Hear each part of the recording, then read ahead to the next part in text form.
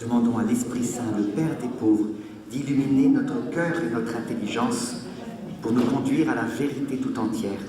Notre-Dame du Très Saint Rosaire. Et là, vous voyez, ben ça y est, la retraite, vous savez, c'est une retraite mariale. Ça y est, c'est maintenant. C'est maintenant. Tout ce qu'on a dit jusqu'ici, vous allez voir la cohérence totale avec ça. Mais avant, un petit préalable. Vous savez, à chaque fois qu'on parle de choses comme ça, pour bien que ce soit très clair, l'aspect qui vient de moi, l'aspect qui vient de l'Église, avec infaillibilité. Donc je vous donne un petit truc, c'est le statut des apparitions mariales. Un précis, un petit repère dogmatique. Le statut des apparitions mariales, on dit souvent, elles n'engagent pas la foi. Et c'est vrai, il n'y a pas de dogme nouveau qui va venir par une apparition mariale. Toute la révélation a été conclue à la mort du dernier apôtre. Vous savez, Saint Jean. Contenu d'ailleurs pas seulement dans l'Écriture, hein, dans l'Écriture, dans la tradition apostolique, et ensuite confirmé par le magistère, c'est-à-dire les papes et les conciles. Et du coup, on dit, ben, on n'est pas obligé d'y croire, hein, faites ce que vous voulez, c'est libre. C'est une erreur totale. On n'est pas obligé d'y croire, d'accord, mais c'est la pastorale du ciel. C'est-à-dire, c'est vrai, ce n'est pas des dogmes, doctrines universelles, c'est la pastorale du ciel, c'est-à-dire que le ciel, pour nous expliquer où on est rendu par rapport à tout ce qu'on a vu, se décarcasse pour apparaître. Soit par le Christ au moment de Marguerite Marie, soit par la Vierge Marie maintenant, puisque le Christ veut faire connaître le cœur immaculé de Marie, pour des raisons très précises. Il passe de l'échelle rouge à l'échelle blanche. Échelle douloureuse avec des guerres, à échelle d'épreuve intérieure. Peut-être plus douloureuse parfois. Hein. Donc, vous voyez, quand des théologiens vous disent c'est pas grave, les apparitions, moi je dis c'est une erreur. Les apparitions mariales reconnues par l'Église, il faut les regarder, absolument. Mais c'est pas, effectivement, c'est pas un nouveau dogme. Alors, ceci dit, regardez bien ce qui s'est passé. Vous avez donc, en 1830, comme par hasard, au moment où commence le grand cycle que je vous avais dit, là, vous savez, le cycle avec les 7 idéologies monstrueuses, commencé par l'avarice, avec le capitalisme pur, et des millions de morts, puis le marxisme, etc. Comme par hasard, à la rue du Bac, une petite sœur, appelée Catherine Labouré, a une apparition unique, avec, comme par hasard dessus, un texte de l'Apocalypse. Une dame revêtue du soleil, la lune est sous ses pieds, etc. Vous vous rappelez, chapitre 6 de l'Apocalypse, etc. Et là, elle dit, celui qui portera cette médaille aura de grands miracles. L'évêque en fait imprimer quelques-unes. Il y avait un choléra à Paris. Tout d'un coup, le choléra s'arrête, recule. Ce qui montre que le ciel met le paquet pour qu'on comprenne. Vous comprenez bien que ce n'est pas la médaille en fer elle-même, c'est son contenu profond, symboliquement marqué, qui est important. Hein. Ça va? Et alors, comment dirais-je? D'abord, pour comprendre le mécanisme, c'est exactement, il faudrait presque que tu viennes ici. Tu l'as dit tout à l'heure, non? Oui, presque. C'est-à-dire que tu l'as dit, si tu veux le redire. C'est-à-dire, pourquoi la Vierge commence-t-elle un cycle d'apparition? Tu l'avais dit tout à l'heure, si tu te souviens. Si tu ne te souviens pas, je le dis, hein, je ne veux pas te gêner. Vas-y, prends le micro et parle très fort pour que ce soit dans le disque. Ok, j'avais dit que c'est pour cela que la Vierge Marie nous prépare tranquillement une direction. Je dis que c'est pour cela que la Vierge Marie, à travers tout ce qu'on vit, ce qui va s'en venir, elle commence à nous préparer tranquillement en créant des oasis de paix. Voilà. C'est exactement ça, mais avec en plus un sens eschatologique très profond. Regardez bien, très précisément. Je vous ai dit que la vie de Jésus, d'après l'Esprit Saint, menée par le même Esprit, Jésus est conduit à sa passion, va au tombeau. Le même Esprit Saint est en train de conduire l'Église au même chemin. Par son martyre, l'Église va entraîner le retour du Christ et l'entrée de l'humanité entière dans le salut, cette fois manifestée clairement. De même que Jésus, par sa passion, portée par l'Esprit Saint, a entraîné le salut sur l'humanité, mais pour le moment manifesté après la mort ou par la grâce en cette terre. Donc c'est le même chemin avec les mêmes événements. Est-ce que vous vous souvenez d'abord qui est-ce qui, à la croix, était croyant? Vous vous rappelez? Voilà, mais c'est très précis. Hein. Non, enfin, lui il a vu des trucs, il a dit vraiment celui-ci était fils de Dieu, mais peut-être qu'il croyait à un Dieu grec encore, tu sais, il n'y avait pas vraiment cette théologie. Voilà, même pas Saint Jean, même pas Saint Jean. Saint Jean, on sait qu'il y était par amitié, puisque quand il voit les bandes dans le tombeau, il vit et il crut, ce qui veut dire qu'il a arrêté de croire à un moment donné, il s'est découragé. Marie-Madeleine, elle est allée au tombeau avec une reconnaissance éperdue pour Jésus qui l'avait sauvé de tout, et elle était probablement amoureuse de Jésus. Il l'a entraînée à l'aimer d'une autre façon contemplative. Mais certainement qu'elle, c'est de l'amour humain. Et puis il y avait ceux qui étaient admiratifs, comme Joseph d'Arimathie. Mais attention, qui assumaient le mystère complet, sachant que le Verbe éternel était en train de mourir sur la croix, que 3 jours plus tard, il allait vraiment ressusciter. Ils l'avaient tous entendu, hein, les apôtres étaient là. Franchement, ils n'y croyaient pas. Voilà, tout à fait. La Vierge Marie, uniquement. Et donc, c'est logique, regardez. Uniquement, Jean était présent parce qu'il était très proche de Marie, mais il s'est même écroulé, mais la seule personne qui a eu la capacité énorme de croire alors que tout est perdu, c'est fichu, il est crucifié. On reproche au pape d'avoir dit encore une chose alors qu'il n'a pas dit une méchanceté, il a dit que c'était comme un échec extérieur. Bien sûr qu'il a raison. Ça ne veut pas dire que c'était un échec intérieur, mais il a raison, tout était fichu, les gens ils étaient là, ils se disaient, mais on aurait fait pareil. Hein. Alors mon petit lapin, on a fait des guérisons? Descends de ta croix maintenant, on va croire. Mais je vous assure, c'est ce qui s'est passé, il se fichait de lui. Une humiliation totale, vraiment, les sketchs des inconnus si vous voulez, à la croix, c'est ça qui s'est passé. Et les autres apôtres ont filé, parce qu'à un moment donné, ils ont essayé de l'aider. Saint-Pierre a été courageux, hein, de toute son humanité. Il a craqué quand Jésus, il n'a pas compris quand Jésus a arrêté son glaive. Il voulait vraiment donner sa vie pour lui. Là, il s'est écroulé, il a perdu toute sa force psychologique. Il a suffi qu'une servante lui dise « T'étais avec eux ?» « Non, je ne connais pas. » Ce qui d'ailleurs l'a préparé à être pape. Parce qu'une telle chute fait qu'avec un tel pouvoir qu'il avait, il est resté humble, hein, quand même. Et alors, à la croix, de fait, il n'y avait que Marie qui, alors que le pire arrivait, a cru, mais sans aucune espèce de doute. En sachant en plus que, une chose qu'on oublie, hein, Lucifer est revenu l'attaquer. Je ne sais pas si vous devinez, hein, mais Marie, elle est Immaculée Conception. Elle a donc eu dans sa jeunesse la même tentation qu'Ève. Ça veut dire pas de tentation intérieure comme nous, des pulsions, vous voyez, où on suit son instinct sur l'argent parce que ça sécurise, sur la gloire parce que ça valorise, sur le plaisir parce que ça autonomise. Elle n'avait pas ça à l'intérieur, mais elle avait des tentations extérieures violentes avec le démon qui lui apparaissait comme à Ève et qui lui disait « Alors donc, tu ne peux rien faire, tu vois que tu ne peux rien faire, l'obéissance, machin, t'es pas libre. » Comme il avait dit à Ève, elle n'avait jamais cédé. Il a attaqué violemment, petite. Et c'est la première personne au monde qui n'a jamais écouté le démon. Personne d'autre, hein. La seule au monde qui n'a jamais... C'est une humiliation pour le démon, hein.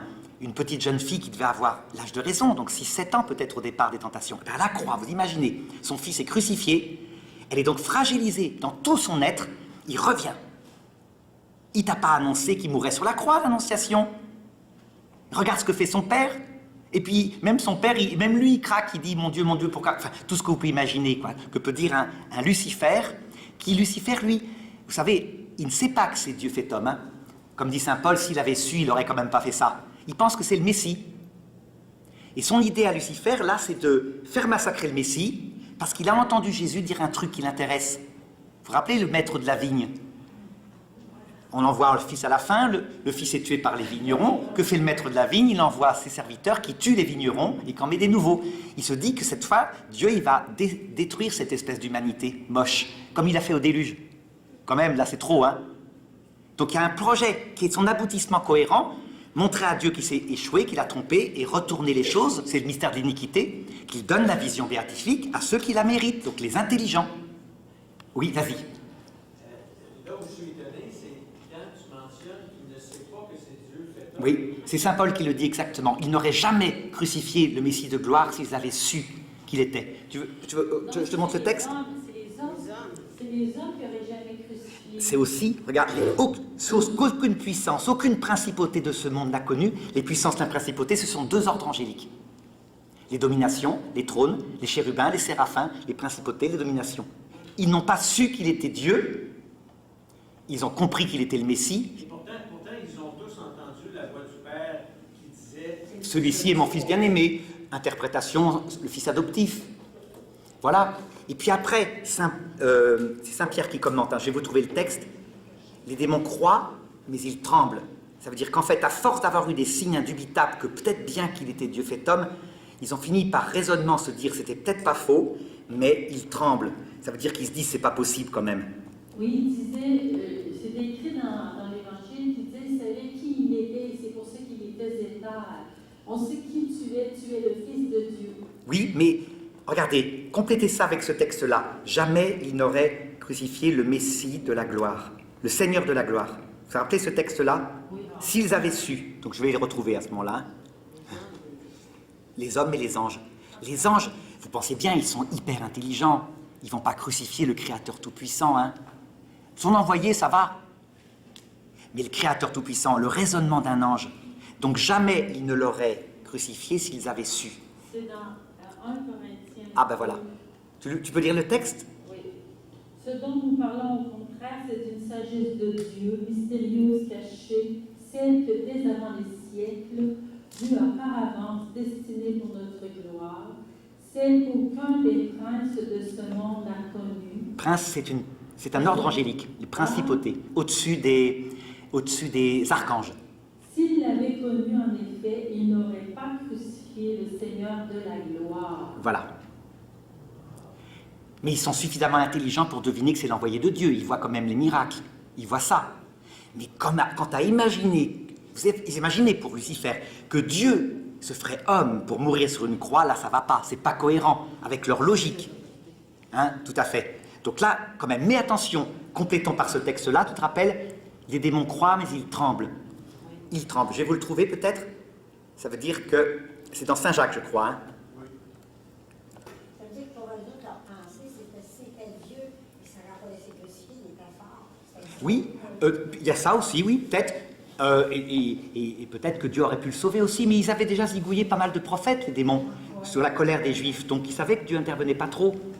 Et là, effectivement, à la croix, vous imaginez la victoire du démon. Il ne peut pas descendre de sa croix, donc il ne s'est pas trompé. Dieu n'intervient pas. Et puis en plus, la nuit tombe. Et lui, il ne connaît pas, il ne voit pas Dieu face à face. Donc il y a une victoire du démon. Les hommes sont persuadés que, vous savez, ça prouve que c'était un imposteur. L'échec humain est extérieurement total. Et à un moment donné, il meurt, il descend aux enfers. Et là, la gloire apparaît. Le démon se rend compte qu'il s'est fait piéger. Comme dans le royaume, en tuant le lion, il y avait une règle qui disait qu'on sauvait le monde. On le voit bien, excuse-moi. Oui. On le voit bien, c'est dans la Passion du Christ de Mel Gibson. Oui, avec le démon derrière, exactement, qui excite les gens. Oui. Alors on voit bien dans la Passion de Mel Gibson, hein, ces choses-là que tu as dit, Brigitte, et c'est vrai, tout à fait. Alors, les démons croient, mais ils tremblent. Voilà, je vous lis le texte. Toi, tu crois qu'il y a un seul Dieu, tu fais bien. Les démons le croient aussi qu'il y a un seul Dieu. Ah, voyez, ils ne parlent même pas du Christ. Et ils tremblent. En fait, ils tremblent que ce soit possiblement vrai, cette histoire d'humilité, d'amour, que Dieu ne puisse pas changer ses plans.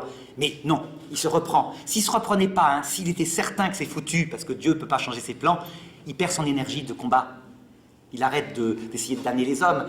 C'est un esprit intelligent, vous devinez. Hein. Donc il y a forcément une motivation, il faut la trouver. Alors, dans cet échec apparent total, oui, vas-y. Jacques 2,16, 2,19, et pour ton texte. Et puis 1 Corinthiens 2, chapitre 7. J'ai 8, 7 et 8. Et l'autre, c'est Jacques chapitre 2, verset 19. Les démons croient, mais ils tremblent, Jacques chapitre 2, verset 19. Voilà. Ce qui veut dire quoi? C'est que, en fait, quand vous regardez la spiritualité de Marie, ce qu'elle est, donc évidemment, c'est incroyable, c'est étonnant. Il y a quelque chose de particulier à Marie. Une foi totale, une foi rationnelle. Hein. Elle est tout à fait rationnelle, Marie. Elle sait que c'est le Fils de Dieu, elle en conclut des choses. Et elle fait stablement confiance, jusqu'à l'absurde. Sans aucun doute jamais, et avec toutes les douleurs intérieures qui vont avec. Hein. Résultat, vous devinez bien, qui va pouvoir être présent lorsque, un jour, l'Église, tous les protestants, ou je sais pas quoi, ou les anti-catholiques diront, mais c'est la preuve, ça marche, il n'y a pas de Dieu, elle est foutue, regardez, il n'y a plus personne. S'il n'y a plus personne, s'il n'y a même plus de pape, s'il n'y a plus d'Eucharistie, etc., qui gardera la foi? Personne d'entre vous, si vous doutez, sauf si vous avez compris ça avec Marie. Avec Marie, que vous avez fait de Marie votre mère spirituelle, de votre spiritualité, à savoir que vous savez qu'un jour, tout va paraître fichu, mais qu'en fait, c'est là que c'est la victoire. Et pas seulement rationnellement, hein, c'est vraiment dans les actes concrets. Ça veut dire, je vais vous donner un exemple, hein, actuellement, je vous ai dit, les parties les plus ferventes de l'Église sont en train d'être attaquées par le démon sur une des trois blancheurs, le pape. Sans arrêt. Alors que, si vous êtes comme Marie, vous avez entendu ce qu'a dit le Seigneur. Il n'a pas dit, tu es banc de sable, et sur ce banc de sable, je vais bâtir mon église.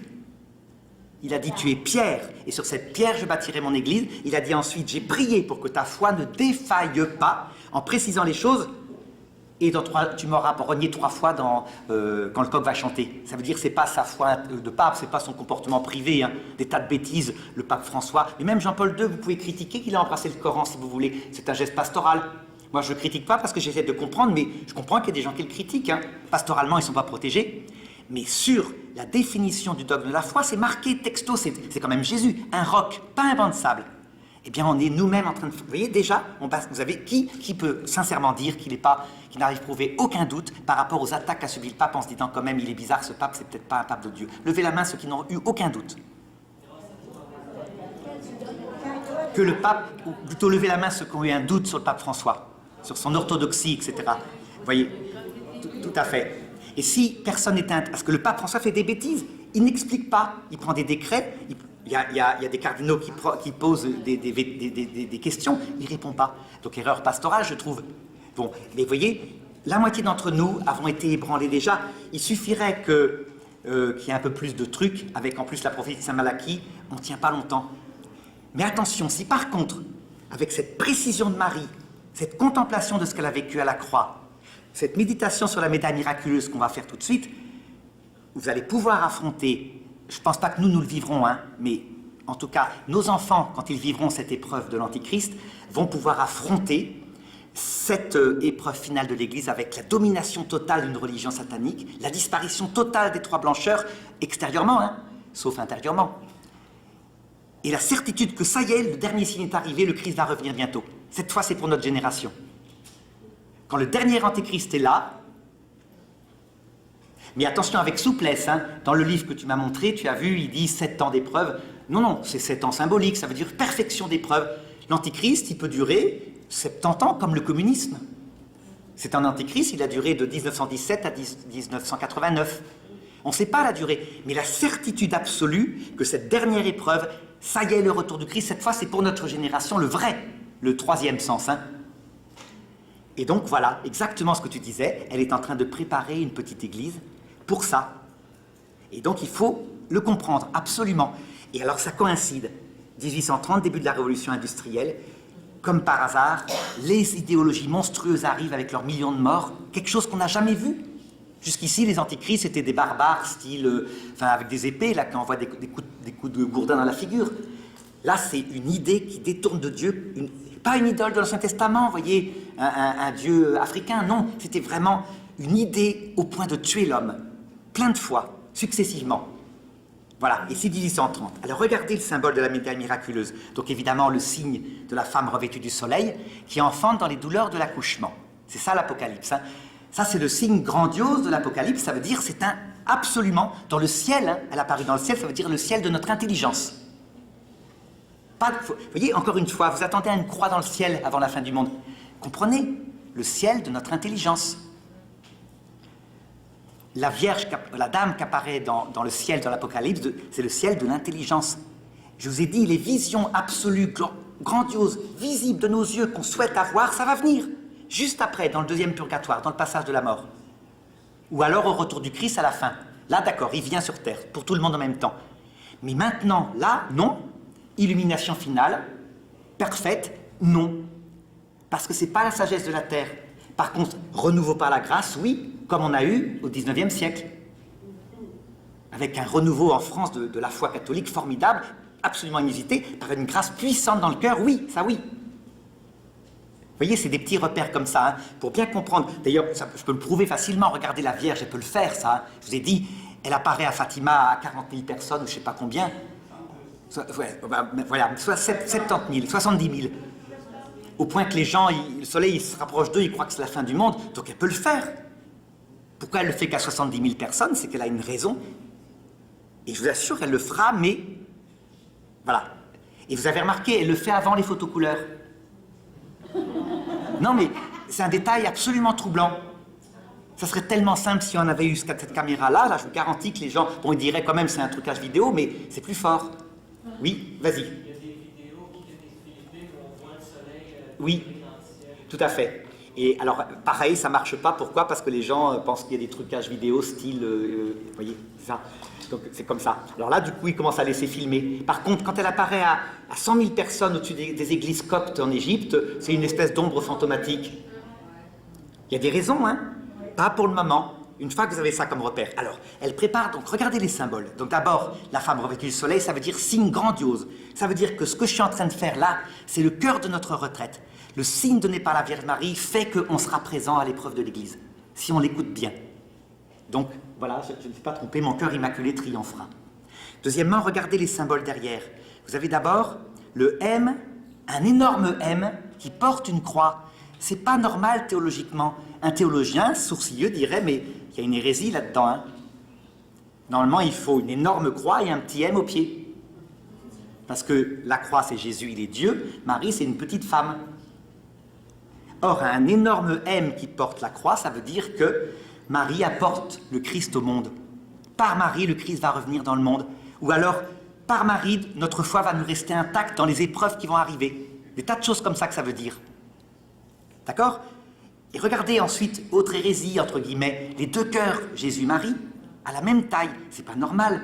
Le cœur de Dieu, quand même, et le cœur d'une petite femme, aussi humble soit-elle. Non, c'est normal. C'est ce qui était dit dès le début de la Genèse. Vous vous rappelez, je vous avais dit, homme et femme, il est fait, à son image, il est fait. L'homme n'est pas image de Dieu tout seul. Donc ce qui est dit au début, qui était réalisé avec Adam et Ève, hein, est réalisé avec Jésus-Marie ensemble. Ça veut dire que par Jésus, on connaît le Verbe, le Père, par Marie, on connaît l'Esprit Saint, et les deux ensemble donnent la plénitude de la Trinité comme image terrestre. Parce que Marie n'est pas Dieu, elle est une personne humaine, hein, mais elle est image de Dieu. Donc vous voyez des tas de choses comme ça qu'on comprend. Dans le symbole, il y en a bien d'autres. Hein. C'est richissime, c'est-à-dire les 12 étoiles, etc., qui signifient l'humanité entière, comme les 12 tribus d'Israël. Il y a plein de symboles. Mais ce qu'il faut retenir, l'essentiel, c'est qu'elle est en train de former, comme tu as dit, une église pour être présent lorsque va venir la grande épreuve. Et alors, du coup, elle donne des tas d'apparitions dans tous les sens possibles, pour qu'on comprenne bien à force, du style, la Salette, voici le temps des temps, la fin des fins. Donc vous vous dites, là forcément c'est pour dans 10 ans, et ça fait presque 200 ans. Ce qui prouve ce que je vous ai dit, c'est-à-dire ça ne se fait pas comme ça se fait lentement, au cours des générations, avec des, comme disait Anne-Catherine Emmerich, des cycles de 50 ans, de foi sur une génération, puis d'apostasie, puis d'une autre idéologie. Enfin, c'est des cycles un peu comme ça. Un peu comme je vous ai dit, 1918, 1968, un cycle. 1968, 2018, un cycle. Où on sent que mai 68 est en train de se finir là, en Europe en tout cas. L'Europe, les gens commencent à voter contre tout ce qu'avait construit leur père, à savoir la construction européenne, parce qu'ils ne veulent pas de l'immigration. Et ils commencent à sortir de l'Europe, d'abord l'Angleterre, l'Italie qui se prépare, qui dit « Vous voulez nous faire rentrer des bateaux, essayez donc, venez me chercher », il dit Salvini. Des tas de choses qui font que la génération d'avant qui avait fait ça pour que jamais que ça recommence le nazisme ne comprend pas. Et comme tu disais, c'est parce qu'ils ne l'ont pas vécu, mais en même temps, c'est parce qu'ils sont allés trop loin, la génération d'avant, puisqu'elle était allée à l'inverse de la génération d'avant de 14, etc. Donc on sent qu'il y a un nouveau cycle qui arrive en Europe, peut-être ça va arriver au Canada, aux États-Unis aussi, un cycle où on va passer dans le retour des nations, des frontières pour se protéger, etc.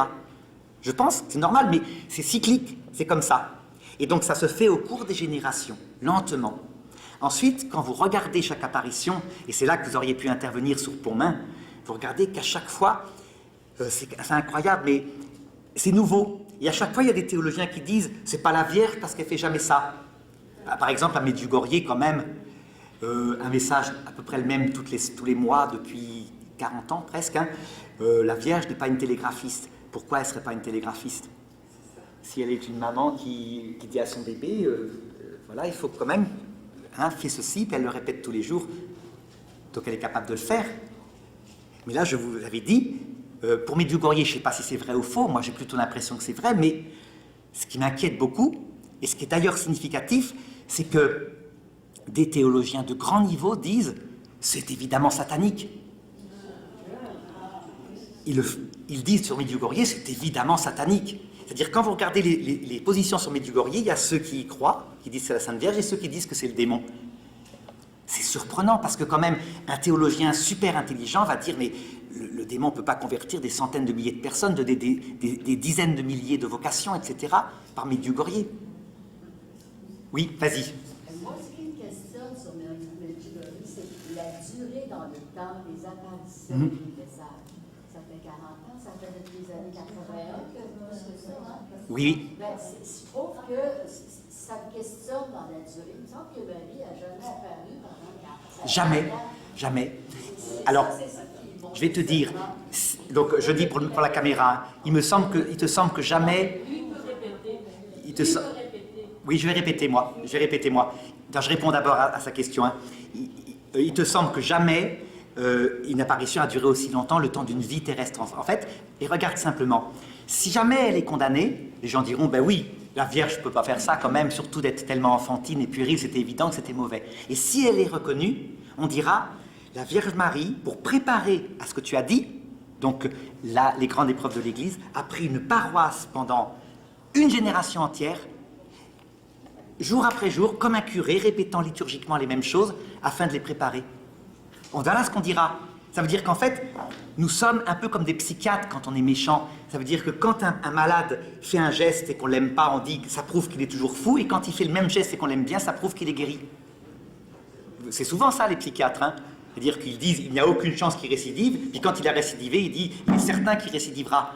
Eh bien, par rapport à Medjugorje, il y a ce même comportement humain. Elle laisse faire. Et voyez pourquoi? Parce qu'elle va participer à ceux qui vont casser la sagesse des sages, etc. Je pense, hein, c'est ce que je dirais, puisque moi personnellement j'y croirais. D'autre part, remarquez aussi, elle ne prouve pas son apparition. Elle ne la prouve pas. C'est très simple pour la prouver. Elle fait comme à Fatima. Et ça fait 40 ans qu'elle ne la prouve pas. Et d'après ce que m'a dit Julien, qui connaît bien une des voyantes, elle est tout à fait paisible. Elle ne cherche même pas à se défendre. Je me rappelle, j'ai essayé de contacter, à un moment donné, j'ai fait des vidéos sur Medjugorje, et j'ai essayé de contacter sœur Emmanuel pour faire avec elle une vidéo pour répondre aux objections classiques qu'on pose. Style, il a acheté une Mercedes, on va voyez tout ce qu'on peut chercher. Non, elle m'a dit, non, c'est pas la peine de se défendre. Et j'ai compris par Julien pourquoi, parce que c'est vrai, c'est pas la peine de se défendre, autant laisser faire.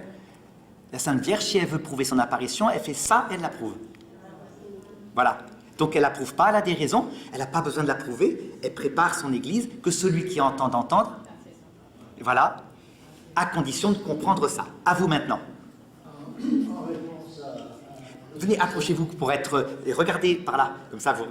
En réponse à l'objection de Saint Louis-Marie Guillon de Montfort. Oui, je vais en parler là. Je vais en parler tout de suite. C'est un saint de quelle année?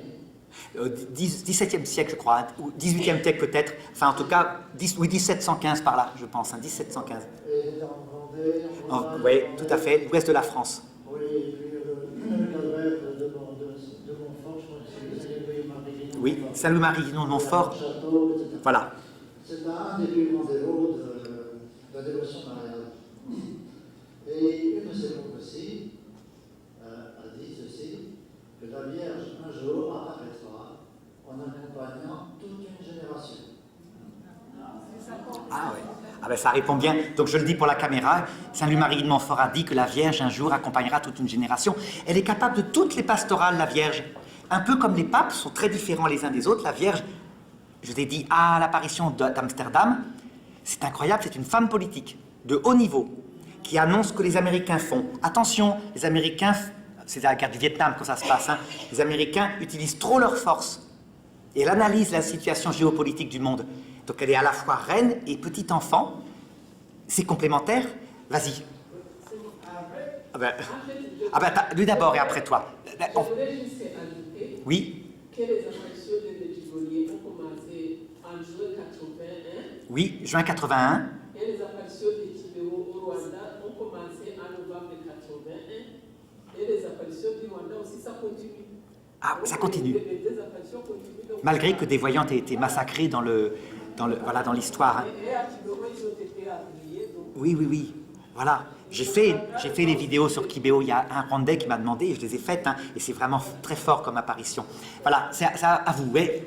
Avec les fruits abondants, Oui. comment ça se fait que les théologiens peuvent en douter, à moins qu'ils soient de mauvaise foi, là, mais Je pense que... Je commence à donner comme l'humain, Oui, oui. Je ne pense pas qu'ils sont de mauvaise foi, je pense que simplement, à un moment donné, quand on intellectualise trop, on finit par perdre le sens de l'enfance. Et ça se voit par la théologie. Si la théologie cherche sans arrêt des distinctions précises, qui sont sans intérêt du style... Alors je vais vous raconter une anecdote, ça va faire perdre du temps, mais ça vaut le coup quand même, je vous la raconte. Quand j'étais en université pour passer ma maîtrise, ils m'ont accueilli, et il fallait faire un examen. Et le grand exégète de l'époque, doyen de la faculté, me demande, comme pour vérifier mon niveau, est-ce que l'épître de Saint-Jacques est de Saint-Jacques? Je lui réponds, oui, c'est marqué. Et alors il me dit, ses veines gonflaient là, vous voyez, c'est comme ça. Si vous me dites ça à un examen, je vous mettrai 0. Et moi, comme un idiot, j'avais peut-être 24 ans, je lui dis, mais pourquoi vous dites ça? Il me dit, c'est parce que c'est de trop bon grec. Comment voulez-vous que Saint-Pierre, c'est Saint-Pierre, première épître de Saint-Pierre, comment voulez-vous que Saint-Pierre, qui est un pêcheur de Galilée, écrive si bien? Et moi, comme un idiot, je lui dis, c'est normal, à la fin, il y a un secrétaire, il s'appelle Sylvain. Voilà. Et alors, il était furibard, hein, vraiment. Mais vous voyez ce que je veux dire? C'est-à-dire, ça sert à rien, c'est une perte de temps. Des analyses sur des textes, quelquefois, bon, quelquefois ça marche, hein, mais quelquefois c'est comme ça, c'est-à-dire qu'il a oublié qu'il y avait un secrétaire grec qui a peut-être tout simplement remis en grec. Pas plus. Donc, les théologiens, ne croyez pas que la Vierge va les condamner. C'est un peu comme d'ailleurs, c'est aussi... Il faut prendre ça avec humour, quoi. Les théologiens qui ont dit que c'était le démon, quand ils vont arriver de l'autre côté, la Vierge va leur apparaître avec un petit coucou. Et alors... dans le fait que leur science est réduite à rien, de même quand ceux qui disent que la résurrection est symbolique, que le Christ va leur apparaître ressuscité, etc., il va leur faire miséricorde et leur science étant balayée, ceux qui sont de bonne volonté deviendront comme des enfants. Je ne pense pas que c'est forcément des méchants, c'est souvent des hommes convaincus, mais il n'y a pas moyen de les changer, sauf que le Christ va le faire. Voilà. Vas-y, oui. Avance-toi et prends le micro, ça sera plus simple comme ça. Hein? Et je donne une petite information pour le micro. Si je prends le micro comme ça, on n'entend pas. C'est un micro unidirectionnel. Ça veut dire qu'il faut que j'ai ma bouche dans le micro. Ça veut dire que c'est une saloperie de micro dans le temps.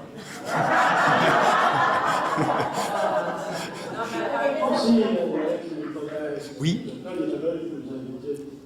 L'Antéchrist, c'est pas devenir 3 ans et demi, que vous avez dit. Oui, symbolique. Hein. Puis, le Christ est venu aussi 3 ans et demi sur la réelle, en l'occurrence. Alors, le Christ, c'est venu, il a converti, où il y a des gens qui adhéraient sa parole. Oui. 3 ans et demi. Oui. Bon, là, c'est une hypothèse. Et Belle Golier, Satan, ou Lucifer, peut faire la même chose. Oui. Il peut tout à fait. Jésus, rendre la Vierge. De manière parfaite. Voilà. Devant la Vierge.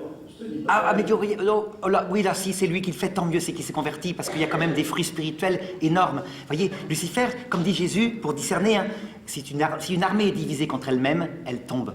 Donc si jamais il singe Dieu pour mieux faire tomber ça, mais qu'entre-temps il y a eu des milliers de conversions aux 3 blancheurs, c'est-à-dire pures, limpides, catholiques vraiment, ça va être compliqué.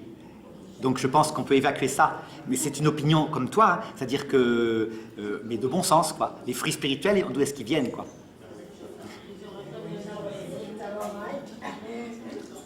Voilà. Et alors, pour reprendre ce que vous avez dit, je vous lis maintenant les textes de Saint-Louis-Marie de Montfort, parce que ce grand saint, qui peut-être sera un jour docteur de l'Église, il avait prophétisé tout ça. Peut-être pas avec l'eschatologie qui n'était pas encore développée, mais en tout cas, pour les faits. Regardez, je vous lis quelques textes. Donc Saint-Louis-Marie de Montfort dit, dans le Secret de Marie ou dans le Traité de la vraie dévotion, Dieu veut donc révéler et faire découvrir Marie, le chef-d'œuvre de ses mains, dans ces derniers temps. Il écrit ça au moment où c'est le Sacré-Cœur qui apparaît. Et où, petit à petit, la Vierge va dire, mon fils veut faire répandre sur la terre mon cœur immaculé, le culte de mon cœur immaculé. D'accord? Ça veut dire que le Sacré-Cœur, c'est déjà l'amour, mais avec Marie, c'est l'amour maternel. Comme elle est l'aurore qui précède et découvre le soleil de justice, qui est Jésus-Christ, elle doit être connue et aperçue afin que Jésus-Christ le soit. Étant la voie par laquelle Jésus-Christ est venu à tous la première fois, elle sera celle par qui Jésus reviendra la seconde fois. Donc un rôle absolument essentiel. Vas-y. Un des grands grand message de Fatima, c'est le cœur immaculé. Oui, oui, absolument. Mon cœur immaculé triomphera. Et donc ça, on en parlera, c'est la prochaine heure sur les papes, les papes, etc., les épreuves des papes, parce que le pape va disparaître, que vous demandiez. Et je peux continuer, il le décrit, c'est incroyablement précis. Enfin, Marie doit être terrible au diable et à ses suppôts, comme une armée rangée en bataille dans les derniers temps. Vous voyez pourquoi? Parce que cette victoire puissante qu'il va obtenir avec une autorisation de Dieu, donc mettre sur terre l'enfer. Mettre sur terre l'enfer, ça veut dire, regardez, quand on sera de l'autre côté, je pense, on verra ça.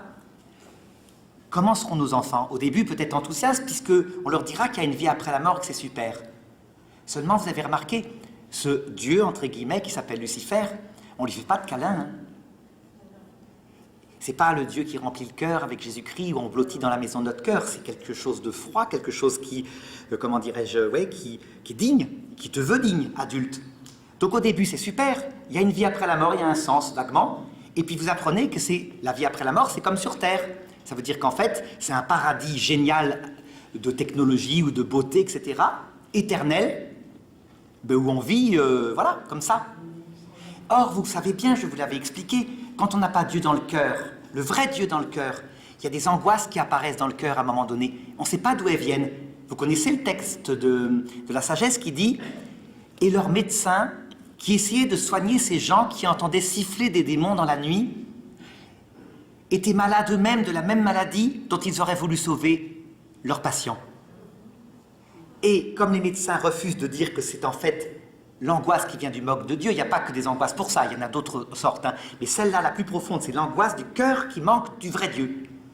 Eh bien, au bout d'un certain temps, quand vous apprenez, mettez-vous à leur place de nos enfants plus tard, hein, vous apprenez qu'il y a une vie éternelle, ça va être sur Terre, pareil que sur Terre, avec un vide intérieur, c'est-à-dire une vie vaine, où on se lève, machin, merveille, où on peut faire du ski, c'est-à-dire on passe à travers, évidemment, c'est un corps fantastique, et vide de sens.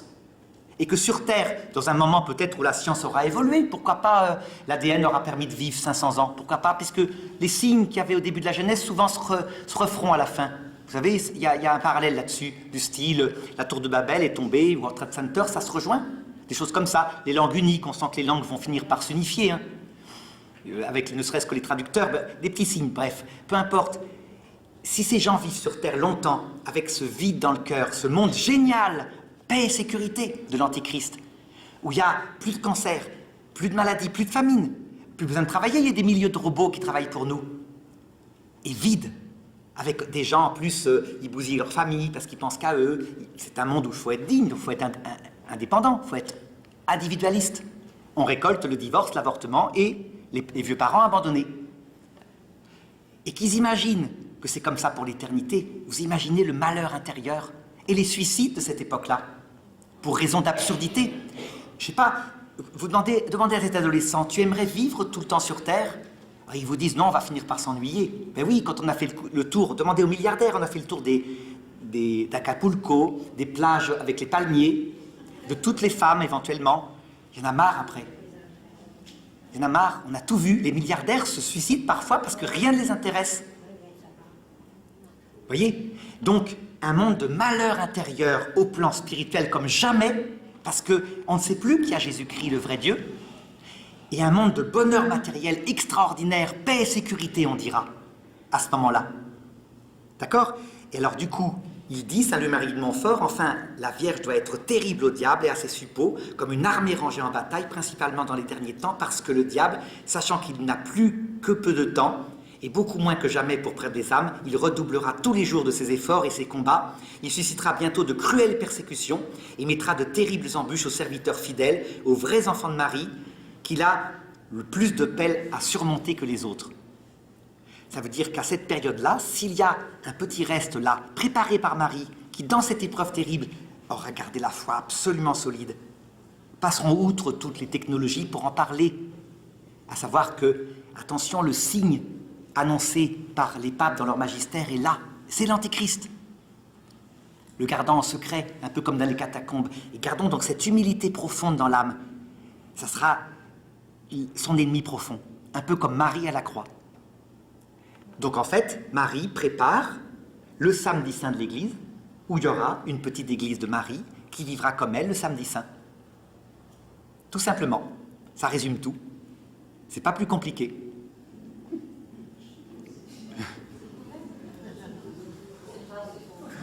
Donc, Marie prépare. Marie a été fidèle le samedi saint. Tout le monde avait filé. Le samedi saint, elle est toute seule. Le Christ est dans le tombeau. Il n'y a plus un disciple qui est là. Il y a peut-être Jean qui tourne autour. Et Marie-Madeleine, elle pleure. Elle prépare des parfums. C'est le sabbat. Elle déshabille un peu. Elle doit en récolter, je ne sais pas comment. Elle n'a pas le droit. Normalement, elle ne devrait pas sortir, mais elle le fait. Le samedi saint. Marie, elle croit. Elle sait. Je pense qu'elle n'est même pas allée au tombeau. C'est pas la peine, il n'y était pas. Elle le sait. Hein, j'ai l'impression, hein, tout à fait. Donc, dans ce samedi saint où tout est fermé, comme dans les tabernacles aux églises, le samedi saint, vous savez, les tabernacles sont ouverts, la croix, il y a une espèce de voile, l'Eucharistie a disparu, il n'y a plus de lampe du sanctuaire, il y a un reposoir au tombeau.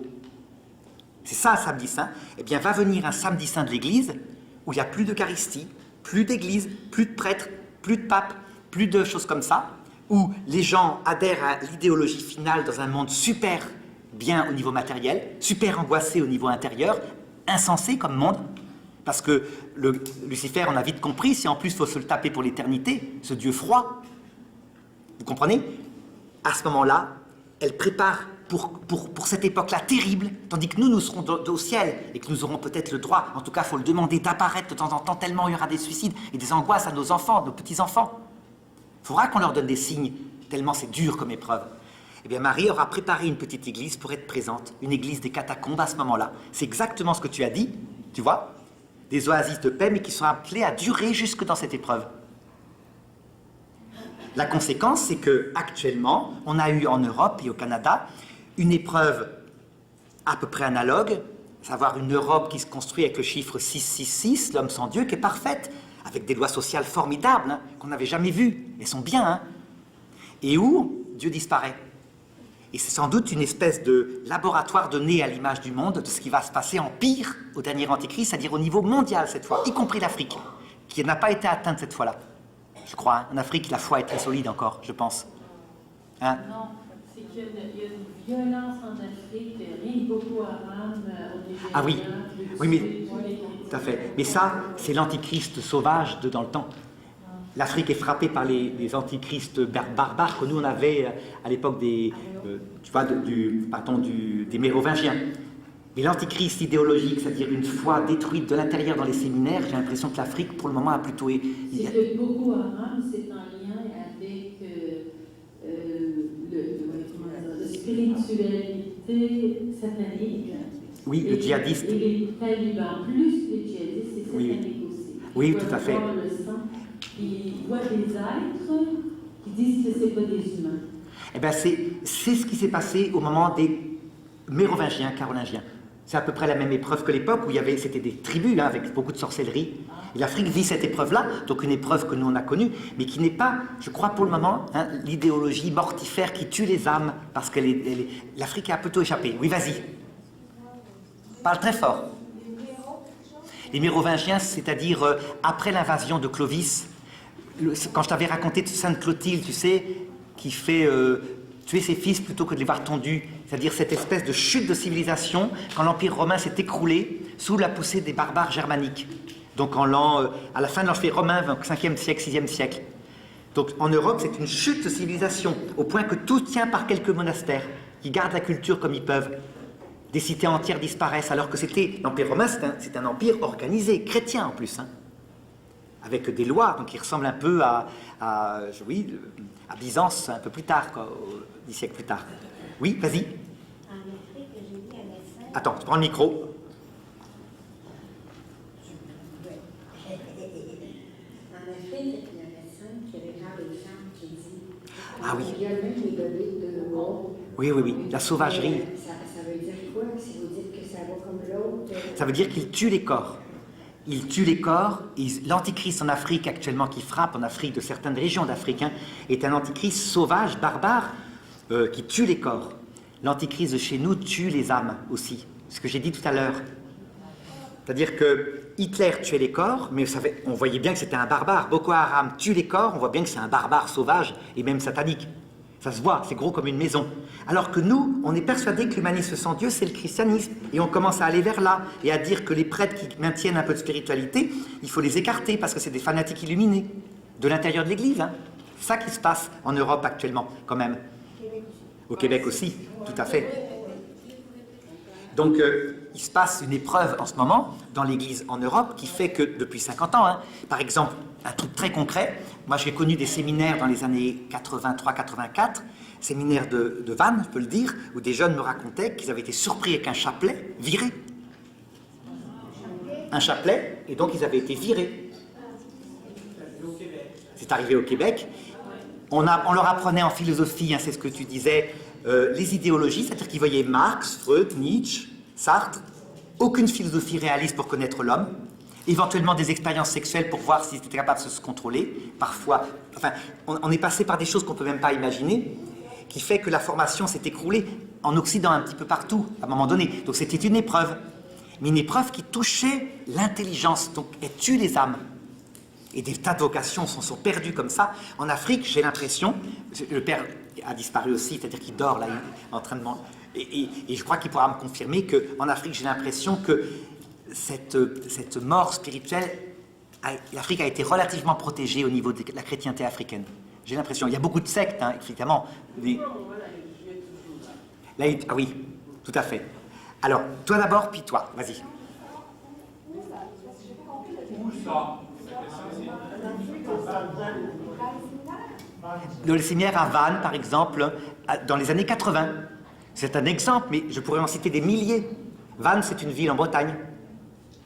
Vannes, c'est là où est Sainte-Anne-d'Auray. Vous ne connaissez pas? Sainte-Anne-d'Auray, Vannes, c'est là où est enterré Saint-Vincent-Ferrier. C'est la ville en Bretagne, au sud de la Bretagne, vers l'endroit où les chouans ont été martyrisés d'ailleurs. Mais maintenant, il y a un nouvel évêque qui s'appelle Monseigneur Santaine qui n'accepte pas ça, qui défend son séminaire et son église. Donc ça change. Mais vous voyez, on est passé par des épreuves comme ça. Vas-y. Je n'ai pas pu venir hier, mais je ne sais pas si vous en avez parlé. Tout on écoutait un documentaire, ça s'appelle La Famille.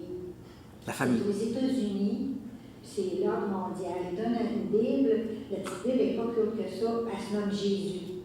Les autres, ils ont toujours le mot Jésus dans la bouche. Mais c'est pour contrôler la domination. Les femmes ne sont pas là-dedans. Tous les chefs des pays sont là-dedans. Ils sont rendus en Afrique parce qu'ils ont tout montré où ils étaient rendus. Allez. Est-ce que vous avez entendu parler? Ça s'appelle La Famille. La Famille, je ne connais pas. Non, je ne connaissais pas. C'est nouveau, c'est un documentaire, c'est un monsieur qui était dans le mouvement, qui est sorti, qui veut faire connaître son nom. Et à un moment donné, dans le documentaire, on voit l'ordre mondial. Il contrôle tout présentement. Ça va. Oui, alors, je pense qu'en fait, c'est pire que ça. Ça veut dire qu'il n'y a pas de manipulation. C'est librement que l'homme au Canada se livre à cette idée-là en croyant qu'elle est bonne. Il nomme Jésus partout, il y a Jésus dans la bouche, il oui, dit oui. pas Jésus-Christ. Il donne... Jésus puissant, décris-moi Jésus.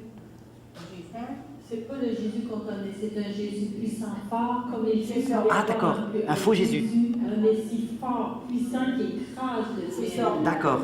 Ah ben, oui, mais alors, je ne sais pas ce que c'est, donc je ne peux pas en parler, mais je peux vous dire qu'il y a certaines spiritualités catholiques qui disent que Jésus, quand il va revenir, ça va, cette fois, comme dans les Inconnus, vous vous rappelez, quand Jésus met ce ceinturon, ses rangers, c'est dit cette fois, ça va, je ne vais pas le prononcer, cette fois, donc ça existe aussi chez nous, quoi, des gens qui pensent que Jésus, bon, il a donné sa vie une fois, ça va bien, mais vous allez voir la deuxième fois, et ça va être les méchants brûlés avec barbecue, retournement, grillade, oui, oui. Donc c'est partout, ça je dirais, si je peux dire. Mais bon, alors voilà, pour ça, allez-y, pour s'il y avait d'autres questions sur donc ce signe de la Vierge Marie, oui, c'est important là. Allez-y. Pourrait-on dire que l'enfer, c'est une société sans Dieu? Oui, mais l'enfer, c'est une société sans Dieu, volontairement et librement. C'est pour ça que, quand on me dit que l'antichrist, c'est peut-être la puce qui va être branchée dans notre cerveau pour faire de nous des zombies, je dis non. Ça, c'était valable au temps des dictatures. Ça peut revenir, la Chine, elle attend que ça. On est aussi repéré, vous avez vu, repérage facial, ça va marcher de plus en plus, repérage vocal, votre GSM, on sait partout où vous allez, etc. Mais ça, c'est pas grave, c'est extérieur. Le problème, c'est que c'est pire, le dernier antichrist, c'est que c'est des personnes libres. Il ne faut pas croire que c'est des personnes, comment dirais-je, rendues zombies. Ça, c'était à un moment donné, c'est l'antichrist dans le temps, quand le démon écrasait les hommes. Mais c'est les antichrists qui ne marchent pas vraiment, puisque les hommes écrasés, par exemple dans l'Empire Inca, offerts en sacrifice à un dieu terrible, etc., qui s'appelle en fait le démon, quand ils arrivent de l'autre côté, ils se précipitent vers Jésus en masse. Tandis que si sur Terre, il crée des hommes libres, maîtres d'eux-mêmes, individualistes, qui choisissent cette sagesse-là, à savoir, il y a une vie après la mort où je serai aussi libre, c'est fort. Et c'est le plus grand des antichrists, il ne peut pas y en avoir de pire. Sauf qu'il n'a pas prévu une chose, c'est que le cœur de... Il y a Marie, puis il y a le cœur de l'homme qui est fait pour Dieu. C'est-à-dire son projet est génial, sauf que, je suis désolé, le cœur de l'homme a un creux qui n'est pas fait pour Lucifer. Vous mettez Lucifer dans le cœur de l'homme, ça fait ça, vous voyez, une espèce de truc qui remplit rien du tout. Vous mettez le Dieu infini, la béatitude arrive. Et donc ce paradis va être éphémère, ce paradis qui s'appelle l'enfer sur terre par Lucifer. Éphémère, parce que les gens, après une exaltation, oui, il y a une vie après la mort, ça c'est fantastique si on peut le prouver, n'est-ce pas? C'est comme quand le spiritisme marche et qu'on a un fantôme qui répond ou un diable, on dit il y a au moins une vie après la mort. Donc au début c'est formidable, puis après c'est vide. C'est qui ce machin qui répond, qui fait toc-toc? Il n'y a personne. Alors que quand c'est le Christ, il remplit le cœur. Or, le cœur de l'homme est fait pour ça. Donc, nos enfants, ou nos petits-enfants qui vivront ça, seront dans l'angoisse.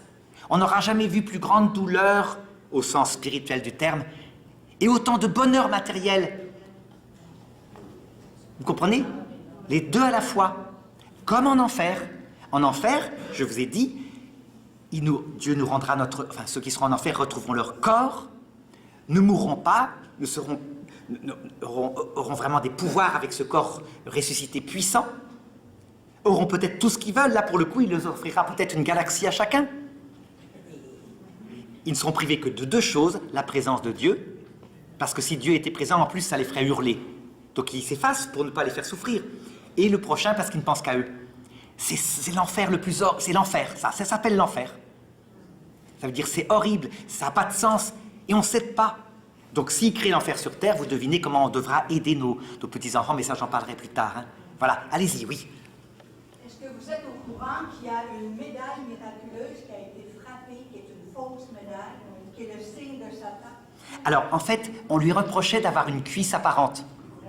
Mais regardez la statue de Marie derrière, elle a une cuisse apparente. C'est-à-dire que c'était peut-être un acte d'artiste raté. Mais la cuisse était vraiment apparente, effectivement. Vous vous rappelez, c'est pas celle-là? Non. Alors, la fausse médaille, c'est qu'elle a une étoile au centre en haut. Oui. Il y a 12 étoiles dans tous les côtés. Mais en haut, la fausse médaille, elle a une étoile juste au milieu, en haut. D'accord. Et la croix est surmontée de la tête de Satan. Ah, d'accord. Et le M n'est plus supporté par Marie, mais par... Il sort de la croix. Ah, d'accord. Ah oui, ah ben, je ne connaissais pas. Et c'est possible, oui. Vous allez sur Internet. Voilà. Regardez la médaille, une fausse médaille. Fausse médaille. Et dans ce cas-là, le sens est faussé. Le sens. Et puis, on m'a dit, pourquoi tu penses que la médaille miraculeuse, dans le temps, elle faisait effet? Parce que c'était la vraie médaille. Maintenant, on porte la médaille, on ne sait pas que c'est le signe de Satan. Oui, elle est bénie. Mais je ne savais pas. Mais elle ne fera pas de mal, elle ne fera pas de bien. Oui, tout à fait. Alors, en fait, son sens est perdu si les symboles sont changés et falsifiés, son sens est perdu. Et donc, effectivement, mais vous comprenez bien que la médaille en elle-même ne fait rien. C'est la Vierge Marie qui, effectivement, hein, donc elle contourne, évidemment. Hein. Voilà, je dirais ça, et je devais... Ah oui, avant de vous donner la parole, je devais terminer sur la puce, là, en question. Ça, c'est assez important. Et après, je vous donne la parole. Donc, certains ont dit, la puce, donc, vous savez, qu'on implante sous la peau pour faire de la reconnaissance, etc., ce sera la marque de l'Antichrist. Parce qu'il y a un texte qui dit dans l'Apocalypse que quand viendra la bête, le monstre, l'Antichrist, il marquera ses serviteurs sur la tête et sur la main, de telle manière que s'ils ne sont pas marqués, ils ne puissent plus ni acheter ni vendre. Que l'homme qui comprenne, ce chiffre-là, c'est le chiffre de la bête, 666, un chiffre d'homme. Voilà le texte que dit. Et donc on s'est dit que forcément, il allait y avoir une puce dans le cerveau qui manipule notre cerveau, et une puce sur la main qui fait qu'on agit pour lui, etc. Et vous comprenez bien que ça, une puce, en fait, c'est un instrument, comme je vous ai dit, par rapport à Internet. Un instrument. Ça veut dire que la Chine, si elle s'en sert pour contrôler sa population, c'est un instrument politique de tyrannie. D'accord? Mais si, par exemple, vous mettez une puce à quelqu'un parce que l'enfant risque d'être enlevé, ou alors pour que votre voiture puisse être retrouvée, ou des choses comme ça, ben, c'est pas plus. L'avoir sous la peau, c'est pas plus que d'avoir son téléphone portable en poche, puisqu'on vous identifie pareil, c'est RFID le téléphone portable. Ça veut donc dire que ce texte a un sens plus profond que je vais vous donner, vous me direz ce que vous en pensez, donc je vous donnerai la parole après. Marqué, 5 minutes, marqué sur le front et sur la main, ça veut dire que votre intelligence a adhéré au système en question, Vous êtes d'accord avec le système librement? Alors parfois par violence, donc vous êtes obligé de faire mine d'y adhérer parce que sinon vous n'êtes plus invité, vous perdez votre vie sociale. Mais pour beaucoup, librement, et sur la main, ça veut dire, ben, vous agissez pour ça. Et vous savez que c'est ce que fait l'homme. Dès qu'il y a... Hein, c'est vrai? Oui, c'est bon. Tout à fait, c'est ce que fait l'homme. Regardez, mettez la résistance française, par exemple, dans les années 40-45. Vous avez 5% de gens qui résistent fermement, 5% de gens qui coopèrent volontairement avec les nazis, et l'autre, ils font le dos rond, ils aident comme ils peuvent, tout en prenant pas trop de risques, et certains, ben, ils aident pas comme ils peuvent, ils dénoncent comme ils peuvent, mais sans prendre trop de risques. C'est l'être humain. Donc, cette puce, si elle existe, ne peut pas être la marque de la bête. De même que www, la marque d'Internet, qui veut dire World. Voilà. Donc, un instrument neutre, ça dépend comment on s'en sert, c'est comme un couteau. Un couteau peut être l'antichrist si vous le plantez dans le ventre de quelqu'un, il peut être quelque chose de formidable si vous opérez quelqu'un d'un cancer. Ceci dit, en politique, cette puce est dangereuse. En politique, il ne faut pas l'accepter. En religion, vous voyez, bon, on juge ce qu'elle est, mais en politique, c'est un danger, puisque dans les mains de n'importe quel tyran, on peut manipuler l'humanité. Hein. Alors, allez-y, si c'est sur la puce, puis après, ça sera... Allez-y. Non seulement si la puce existe, elle existe. Oui, bien sûr, elle existe. C'est repérable, il y a des gens qui l'utilisent déjà. On peut savoir que ce soit en Europe pour rentrer dans les boîtes de nuit. Oui. En Europe, ça existe. Ça existe en Australie également. Les animaux. Et les animaux. Je me dois de mettre personnellement en toute humilité mon bémol par rapport à ce que vous avez mentionné. Parce que moi, personnellement, je vais faire un effort pour retracer un texte prophétique où il me semble que c'est Jésus qui parle de la puce et justement de ne pas l'accepter sur soi. Non, il ne parle pas de la puce, il parle de la marque de la bête. Et on interprète. Oui, en tout cas, la puce, là, c'est parce qu'éventuellement, c'est écrit dans l'Apocalypse, on ne nous donnera pas le choix pour pouvoir marchander, hein, pouvoir acheter ou vendre, de l'avoir. Malgré tout, Jésus nous dit de ne pas la prendre. Pourquoi? Parce que ça va devenir un instrument de domination par lequel ceux qui cherchent à contrôler le monde et installer le gouvernement mondial sans Dieu vont justement dominer le troupeau et le conduire. Ça serait l'antichrist de l'époque, par exemple, d'Hitler ou de Staline. Il aurait rêvé de faire ça. Parce que je vous ai dit que les derniers antichrists, ce sont des êtres libres, qui se donnent volontairement. C'est pire, c'est la marque de la bête et leur choix. Donc vous dénoncez un antichrist qui aurait pu être terrible si Hitler l'avait eu entre ses mains. Et que peut-être la Chine fera pareil. Il y a des choix il y a des gens, qui vont choisir librement de prendre cette puce-là pour justement fonctionner. Mais elle va même pas durer. Il y a mieux comme technologie. Je vous dis, quand vous voudrez rentrer dans une pièce, il y aura une petite caméra, reconnaissance faciale du visage, etc. Instantanée, partout. Ça c'est pour fin de reconnaissance. Oui. Pour fin de marchander, l'Apocalypse c'est clair, pour oui. marchander, on va avoir besoin... Ben, vous ne pourrez pas acheter et vendre si vous n'avez pas votre code qui passe tout par votre visage, parce que ça remplacera les cartes bleues. Bref, je mets un gros bémol, parce qu'il ne faut pas banaliser cette... Non, je ne la banalise pas, je veux dire simplement que le diable rigole de ça. Par contre, il ne rigole pas si vous suivez son projet. Là, il est content. Des trucs techniques comme ça, ben, il y en aura partout. Mais votre liberté, si vous la perdez, ou si vous la consacrez à son projet révolté, voilà la vraie marque de la bête. Ça l'intéresse parce que ça nous conduit en enfer. Vous voyez la différence entre une technologie, bon ben voilà, ça va être comme ça va venir. Hein. Et puis, ça n'empêche pas la liberté. Et par contre, le fait d'adhérer volontairement à l'Antéchrist. De même, Benoît XVI a été obligé de porter la croix gammée à 15 ans, chez les scouts. Jamais il n'a fait marquer son intelligence par la marque de la bête. Jamais. Voilà. Donc, vous relativisez tout en étant politiquement tout à fait conscient que c'est un danger de tyrannie. Juste répéter ce que... Benoît XVI, quand il était jeune, il a été obligé de rentrer dans les jeunesses hitlériennes. Il n'y avait pas le choix. Hein. Et donc, il portait forcément la croix gammée, donc la marque de la bête de l'époque. Jamais son intelligence n'y a adhéré. Ça va, merci. Voilà. Il reste combien? 3 minutes. Hein, voilà. Ah oui, vas-y. Ma sœur Yvette.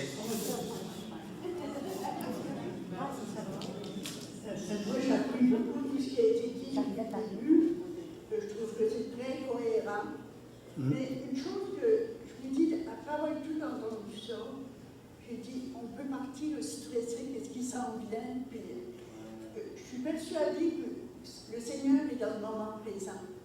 Je pensais en Pologne, quand il y a eu la guerre, toutes les églises étaient détruites. Puis j'ai été sur les lieux, puis il me disait pendant la guerre, il prenait les briques de l'église qui était détruite, puis les apportait. Il n'y avait pas le droit d'avoir aucune image religieuse. Oui. Il prenait les briques de l'église qui avaient été détruites, il priait dans les familles avec les briques. Tout à fait. Ça montre la liberté totale. Donc les petites personnes qui ont regardé la foi à l'époque du dernier Antéchrist, personne ne pourra les empêcher de prier la Sainte Vierge. Vous mettez une puce dans la tête, vous la contournez. Hein. Enfin, d'abord, ils ne feront pas ça, puisque je dis c'est des êtres libres. Donc, vous avez des puces partout dans la maison. Jamais les êtres humains, ils sont tellement intelligents pour bricoler le truc. Je sais pas, il y aura un truc pour... Enfin, bref, la foi intérieure est réservée à Dieu. Mais par contre, adhérer, c'est une chose dangereuse. Voilà, il y avait deux questions là qui... Il faut couper. Ah oui, finissez, ma sœur. C'est que sur la société, on peut prier, mais on n'a pas beaucoup de pouvoir. Où on a du pouvoir, c'est sur la famille. C'est vrai. Moi, je peux vous dire que jusqu'à l'âge de 14 ans, on était à 15 000 de la première église, puis il n'y avait pas de vote. Oui. On n'avait pas la présence réelle, mais Jésus était réellement présent chez nous. Parce que ma mère nous faisait prier à cœur de jour, elle nous racontait des histoires de saints et elle nous donnait le goût du surnaturel. Tout à fait. C'est aujourd'hui, moi je me dis, le salut, moi, je crois qu'il va venir de la famille. Oui. Parce qu'on n'a pas de pouvoir sur la société. Tout à fait. Voilà, merci.